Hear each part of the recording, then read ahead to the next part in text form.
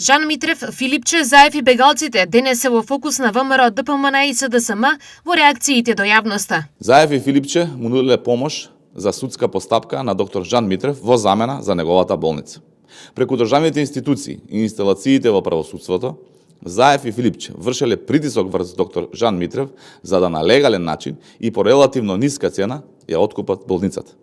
Откако биле замрзнати личните сметки на доктор Жан Митрев, како и сметката на истоимената болница, тој бил спречен да продава удели од болницата додека траела судската постапка. Но Заев и Филипче тоа не ги спречил. Користејќи ја својата политичка моќ како власт во државата, ургирале да се тргне забраната за продажба на удели во болницата и му дале предлог на доктор Жан Митрев да им ја продаде болницата по багателна цена, а тие да му помогнат во судската постапка. Додека јавноста е бомбардирана со лажни измислени афери со координирани напади преку Алфа телевизија, лажните изјави на Жан и кујните, владата на ВМРО носи 10.000 сезонски работници. Дупката во буџетот е веќе 2 милиарди евра. Нема пари за плати и пензии поради криминалните тендери.